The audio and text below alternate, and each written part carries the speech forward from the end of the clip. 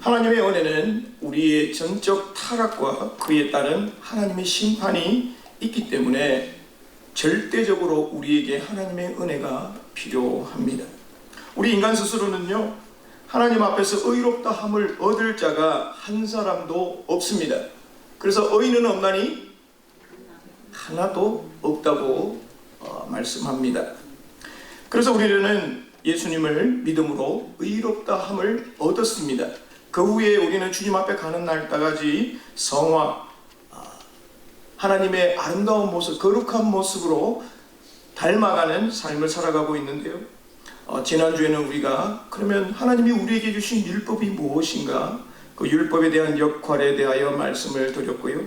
오늘 본문은 이 8장은 이 하나님의 사람으로 살아가는데 이 성화의 길에 꼭 필요한 것이 뭐냐면 이 성령의 역할이라는 겁니다. 성령의 역할이 무엇인지 오늘 말씀을 살펴보면서, 사실 로마서 8장은요 이 핵심장입니다. 마치 산을 올라가면 산 꼭대기 정상과 같은 귀한 말씀이라는 겁니다. 하나님은 우리를요 죄와 율법에서 노예로 살아가는 것을 원치 않고 있습니다. 대신에 하나님은 생명의 법 가운데 우리를 두시기를 원하시고 있습니다. 그래서 오늘 말씀을 통해 보면 핵심은요, 우리는 모두 다 성령의 사람이다. 옆에 계신 사람 보세요. 당신은 성령의 사람입니다.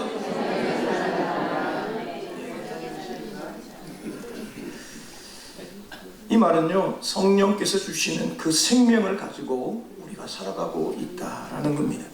그래서 우리가 어떤 존재인지 살펴보며 오늘의 말씀 가운데 은혜 받기를 원합니다. 첫 번째로 보면 성령의 능력으로 우리가 죄와 사망에서 해방되었다라는 겁니다.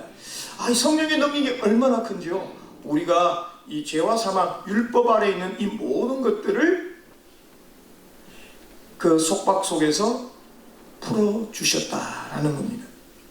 여러분, 우리가 하나님을 믿고 또 예수님을 믿고 살아가다 보면 참 신앙생활을 하다 보면요, 이 우리 성도들이라 할지라도요, 우리 내적인 갈등이 있습니다. 이리로 갈까 저리로 갈까. 어떤 결정할 때도 하나님한테 기도는 했어요. 그런데 실제적으로 눈을 탁 떠보면 하나님 그래도 이건 아니에요. 여기 갈게요. 우리가 이렇게 결정할 때가 얼마나 많이 있습니까? 뿐만 아니라 하나님의 법과 죄의 법이 우리 속에서 계속해서 싸웁니다.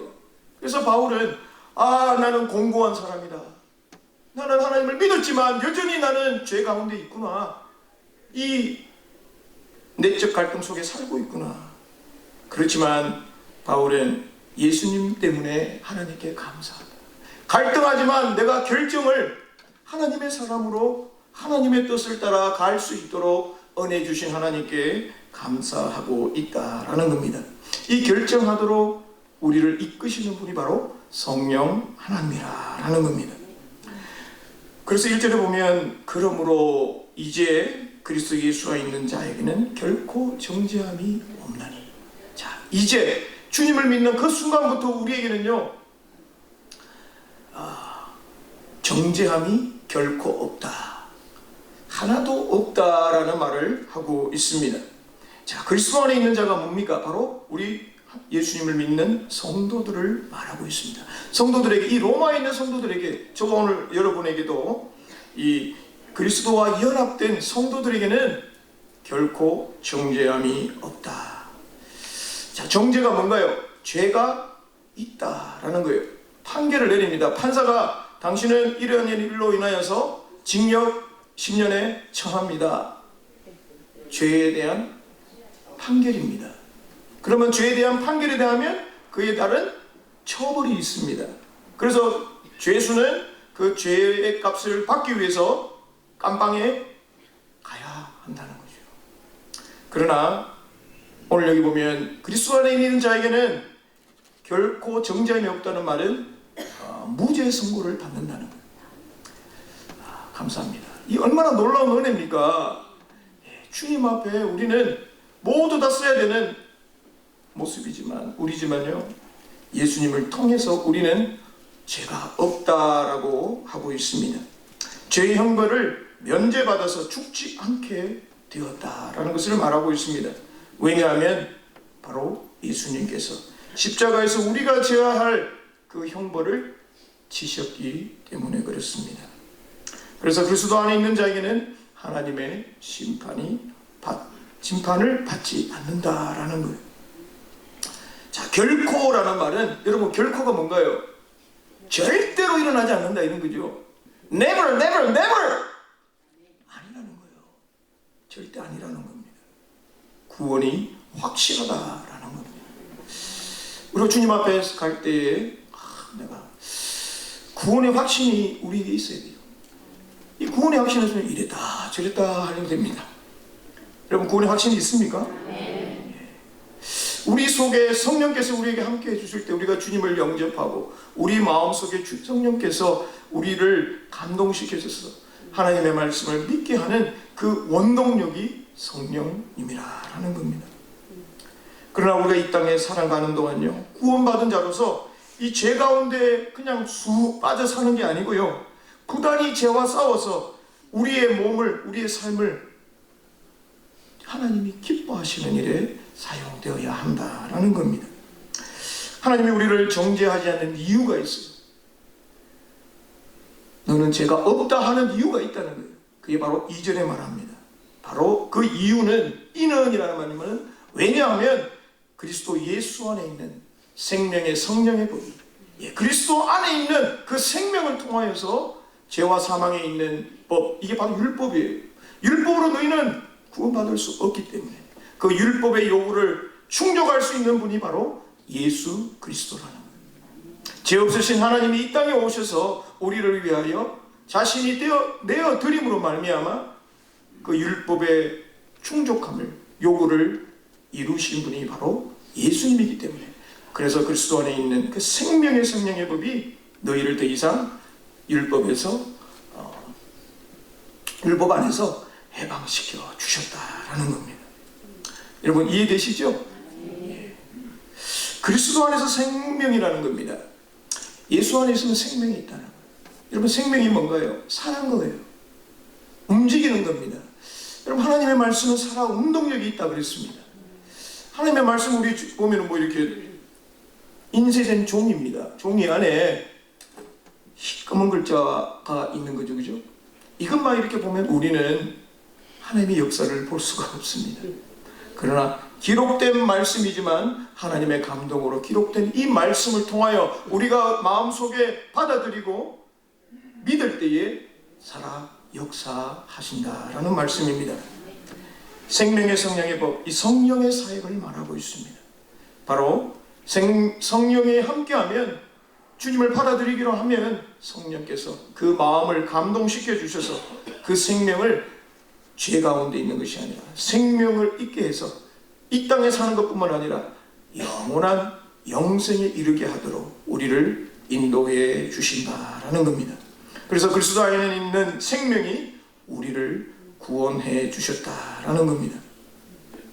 여러분 율법은 뭔가요? 죄를 깨닫게 합니다. 무엇이 옳고 그른지를 가르쳐 줍니다. 그러나 그 율법이 우리를 구원하지 못합니다. 살리지 못하는 거예요. 그래서 바로 그리스도 안에 있는 생명의 성령의 법이 우리를 구원해 주실 수 있다고 분명히 말하고 있습니다.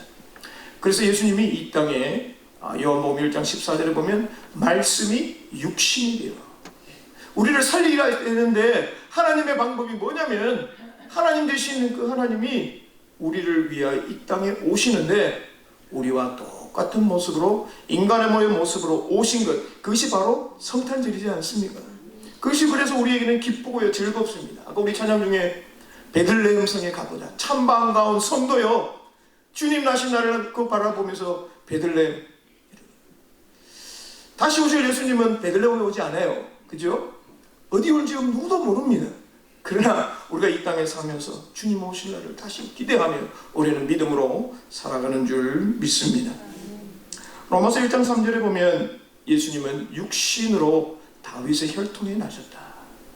예수님이 이 땅에 보내실 때에 그냥 아무 집에나 보내는 게 아니었어요. 바로 하나님이 약속하신 그 다윗의 혈통을 통하여서 마리아의 몸을 빌어 이 땅에 오셨다는 사실입니다. 인간의 모습이라는 거예요.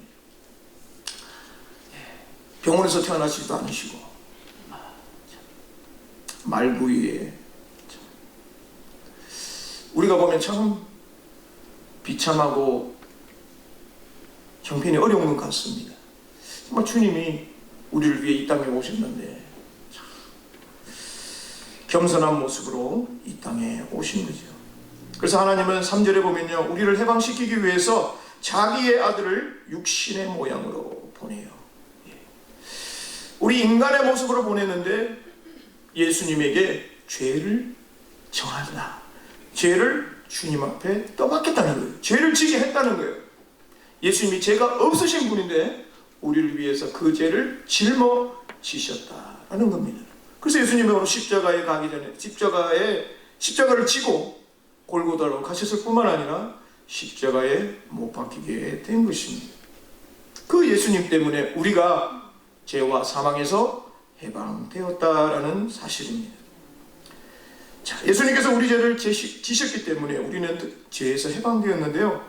그래서 우리의 존재는요, 죄를 따라가는 존재가 아니라 바로 영을 따라가는 존재라는 것을 말씀해주고 있습니다. 그래서 4절에 보면 우리는요, 육신을 따르지 않고 그 영을 따라 행하는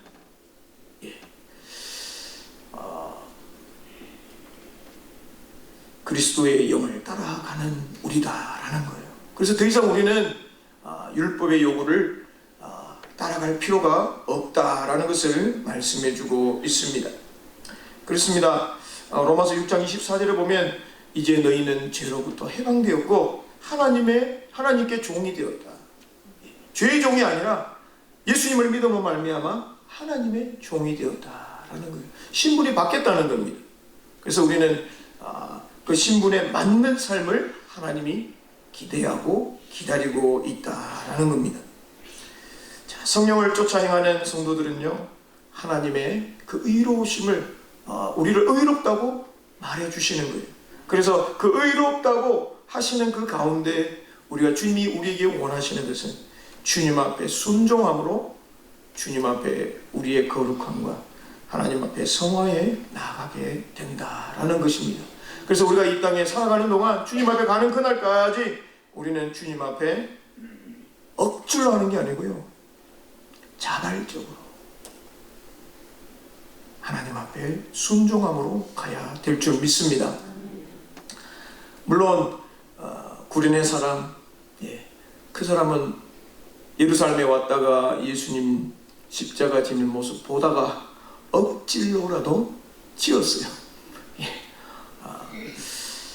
억지로 지는 게 좋을까요? 자발적으로 하는 게 좋겠습니다.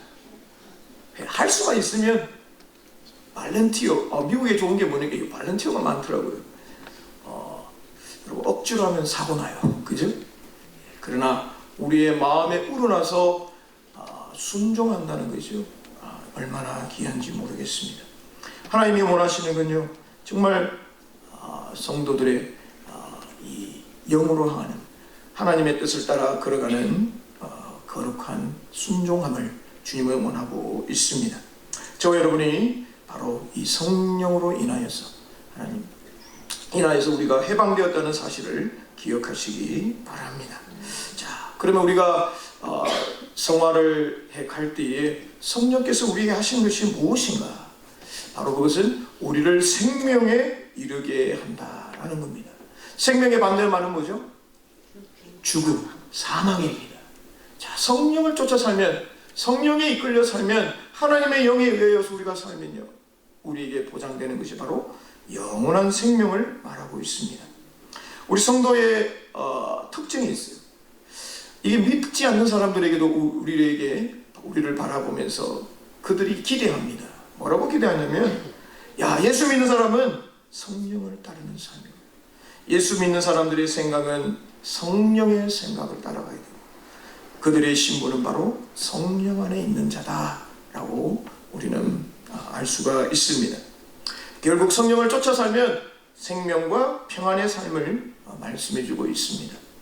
자, 4절과 11절을 쭉 보면 이 육신의 일과 이 영의 일들, 육신의 생각, 영의 생각들을 이렇게 대조하면서 무엇이 육신의 일이고 무엇이 영의 일인지를 분명하게 사도 바울은 설명하고 있습니다. 자, 5절에 보니까 육신을 따르는 자는 육신의 일을, 영을 따르는 자는 영의 일을 어떻게 한다고요? 생각하나니. 그렇습니다. 우리가 여러분 사람은 생각하는 동물이다. 생각합니다. 아무렇게나 하지 않고요. 우리가 생각하고 플랜하고 그래서 그거를 이제 실행에 옮기지 않습니까? 자, 육신을 따르는 자는 육신의 일을. 여기에 나오는 여러분 육신이라는 건요, 우리 인간의 타락한 본성을 말하고 있어요. 이것은 하나님 없이 일하는 모든 것을 말하고 있습니다. 결국 하나님과 원수되어서요 사망에 이릅니다. 반면에 영을 따르는 자는 성령에 이끌렸어요. 하나님과의 날마다 그 관계가 회복되어서 생명과 평안을 경험하게 됩니다. 그래서 우리가 이 땅에 살아가는 동안 육신을 따르는 자가 아니라 영을 따르는, 그 영이 아까 누구라 그랬죠? 그리스도 안에 있는 생명의 영을 우리는 따라가야 한다라는 겁니다. 바로 여러분이 우리가 그것을 받았기 때문에 그렇습니다. 여러분, 생각한다는 게 뭔가요? 그것에 마음을 둔다는 거예요. 마음을 둔다는 것은 내가 그것을 향하여서, 아까 우리 찬양 있죠? 하나님의 마음이 머무는 곳에 내가 있기를 원합니다. 하나님이 원하시는 일은 무엇일까? 하나님 따로 내 따로가 아니라 하나님의 백성이면 하나님이 원하시는 일에 내가 순종함으로 거기에서 있어야 한다라는 것을 말씀해 주고 있습니다. 육신의 생각은 사망이라고 그러고 6절에 말합니다. 그러나 영의 생각은 생명과 평안이라. 이거 완전히 극과 극으로 달려가고 있습니다.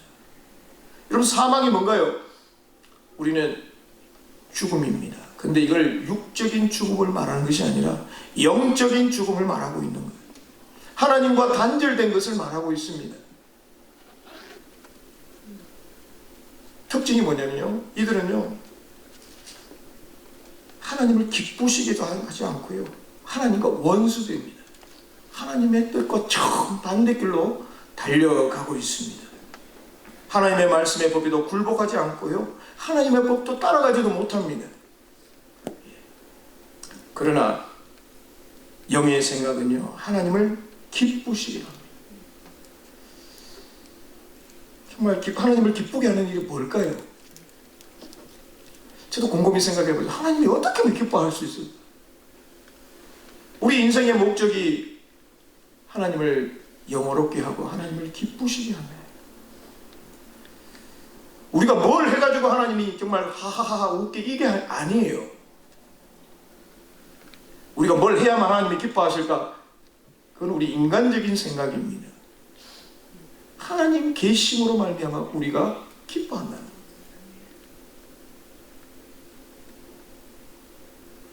하나님이 우리의 아버지라고 생각하면 기쁘고 내가 그 일을 감당할 수 있다는 그 은혜가 바로 하나님에 대한 기쁨이 되는 줄 믿습니다.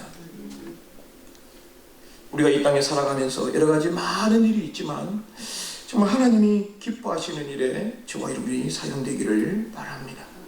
여러분, 영의 생각은요 성령의 지배를 받아요. 내가 무언가를 결정하고 생각할 때에 성령께서 우리의 마음을 흔듭니다. 야, 이렇게 해야 되지 않겠니? 네가 결정했지만 다시 한번 생각해봐. 하나님과의 관계 회복 가운데 계속해서 지속적으로 해야 되는 것이 바로 하나님을 은혜 가운데 모시는 것이에요. 그것을 성령 가운데 뜻을 쫓아 걸어갈 때요 순종하며 한 걸음 한 걸음 걸어갈 때에 우리에게는 생명과 평안이 있다라는 겁니다. 결정해놓고요 우리 마음에 평안이 있다는 거예요. 했는데 마음이 찝찝하고 차라리 안 하는 게 낫습니다. 하나님께서 우리의 마음에 거룩한 부담을 주셔서 하실 때에 내 마음에 평안이 있다면 그건 정말 하나님이 저와 여러분을 통해서 이루실 일들이라고 생각합니다. 신자의 부분은요, 바로 하나님의 영, 그리스도의 영이 우리에게 있다라고 말하고 있습니다. 9절에 보니까 만일 너희 속에 하나님의 영이 거하시면, 성령이 너에게 거하면 육신에 있지 아니하고 영에 있다. 딱 구별하게 말해줍니다. 그리스도 영이 있느냐 없느냐라는 것을 통하여서 바로 신자인가 하나님의 백성인가를 설명해 주고 있다라는 겁니다. 성령은요, 우리가 그리스도 안에 거하게 할 뿐만 아니라 그리스도를 따르는 삶까지 인도해 주신다고 말씀하셨습니다. 고린도전서 3장 16절에 보면 바울은요, 너희가 하나님의 성전인 것과 하나님의 성령이 너희 안에 계시는 것을 알지 못하느냐. 반대로 말해가지고 너희 안에 하나님의 성령이다. 너희가 하나님의 성령이다. 성전이다. 하나님의 성령이 너희와 함께한다. 여러분, 이걸 어떻게 증명할 수 있을까요?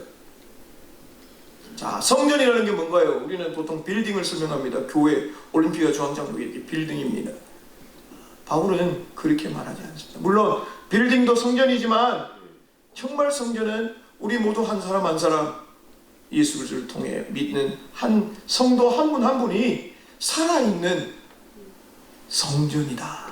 하나님이 거하시는 성전이라는 거예요. 믿습니까? 네. 우리 심령 속에 하나님을 모실 때 이것이 하나님의 성전이라는 거예요.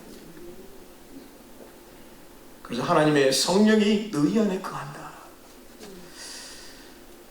여러분, 우물물이 있어요.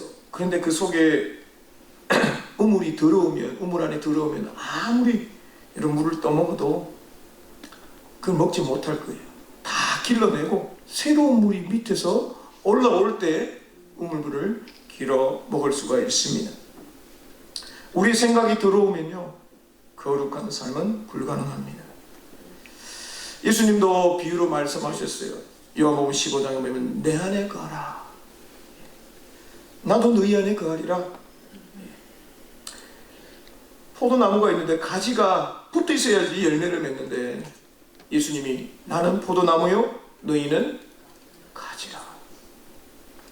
그가 내 안에 내가 그 안에 거하면 사람이 많은 열매를 맺는다고 했었습니다. 그렇습니다.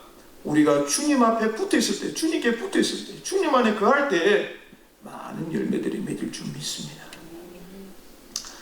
여러분, 우리 스스로 맺을 수 없다는 거예요. 결론은 우리는 가지입니다. 브랜치입니다. 나무에 붙어 있어야 돼요. 우리가 아무리 잘한다고 해도요, 뿌리 떨어지면, 가지 잘라주면 다 썩어 문드러집니다.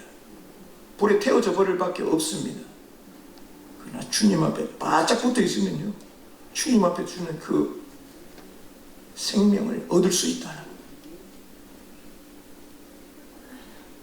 나를 떠나서는 너희가 아무것도 할 수 없습니다. 자, 제자들이 이 말을 들었는데 주님 십자가에 못 박혀나니까 제자들이 어디 가버렸어요? 다 주님을 떠나버렸습니다. 그럼에도 불구하고 주님은, 부활하신 주님은 그 제자들을 찾아가셨어요. 요한의 아들 시몬아, 네가 이 모든 것보다 나를 더 사랑하느냐? 주님, 내가 주님을 사랑하는 줄 주님 아시지 않습니까? 그 속에는 주님, 내가 주님 부인했지만 아가페적인 사랑을 하지 못한다 할지라도 형제의 사랑을 가지고 저는 할 수 있을 것 같아요. 그 속에 자신의 부인이 하나님 주님 앞에 부끄럽지만 주님 다시 불러주시면 제가 주님 앞에 처음 사람 낳는 어부가 되리라고 하셨던 그 말씀처럼 주님 다시 한번 새롭게 해볼게요. 그 말씀이 아닐까요?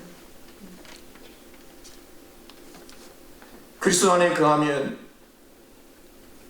우리의 영은 의로 말미암아 살아난다고 10절에 말합니다. 그렇습니다. 11절에도 보면 그의 영으로 말미암아 너희 죽을 몸도 살리시리라. 오늘 조금 전에 사도신경했죠. 성령을 믿사오며 거룩한 공예와 성도가 서로 교통하는 것과, 그럼 교통이 뭔가요? 성도 간의 교제라는 거예요. 예. 그 다음에 뭐죠?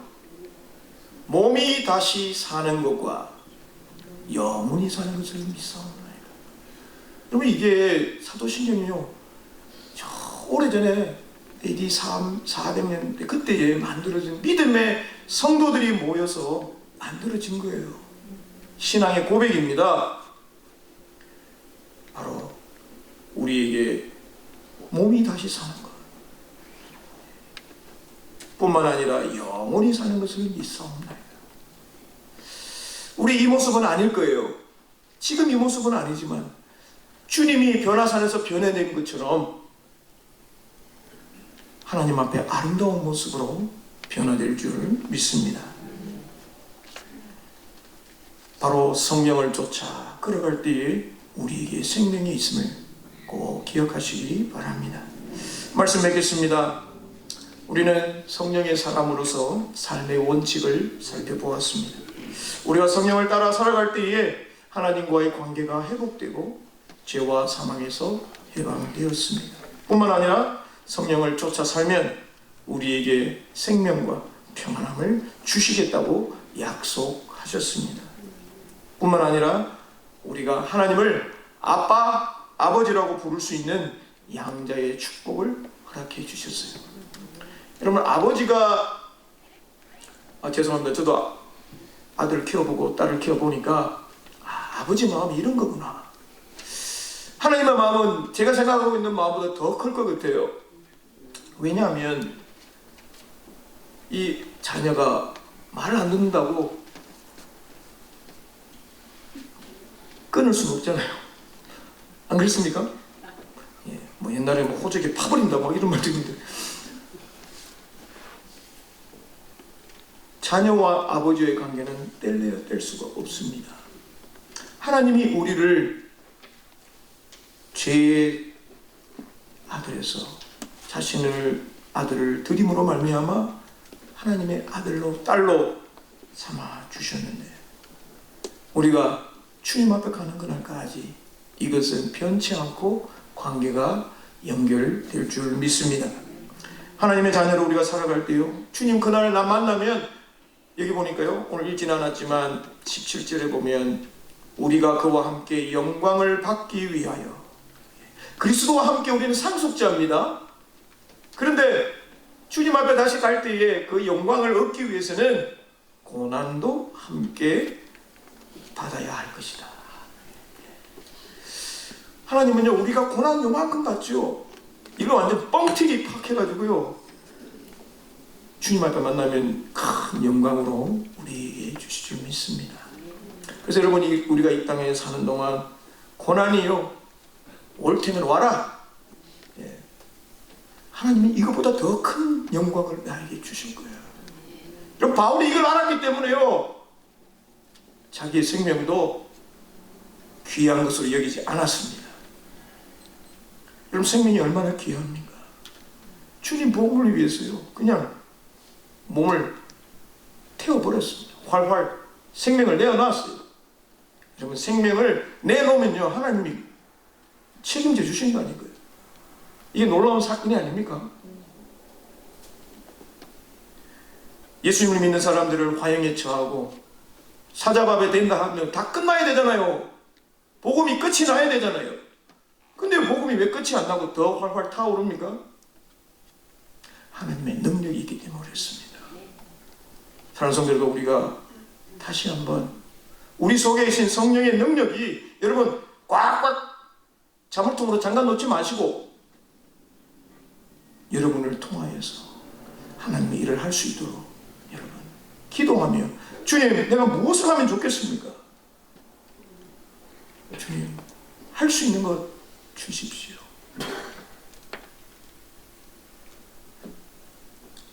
제가 한 3일 동안 기도하려고 합니다. 위에서 기도 부탁드리고요. 저도 인생에 한 번 사는 인생 아닙니까? 그죠? 근데 하나님 위해서 열심히 살기를 원합니다. 성도들을 위해서, 또 하나님의 나라를 위해서 무언가 주님 앞에 기도하며 하나님의 뜻을 구하는 귀한 시간 되기를 원하고, 사랑하는 성도 여러분들도 한 해를 마무리하면서 정말 주님 앞에 내가 기도의 사람으로 주님 앞에 서야 되겠다. 주님과의 관계가 더 돈독해질 수 있는 저희 분 되시기를 주님의 이름으로 축원합니다. 기도하겠습니다. 좋으신 하나님 감사합니다. 오늘 말씀을 통해서 우리가 성령의 사람임을 기억하게 하시고, 성령의 영을 통하여 우리 속에 거하신 주님이 기뻐하시는 일에 사용되는 저희들 되게 하여 주옵소서. 예수님 이름으로 기도합니다.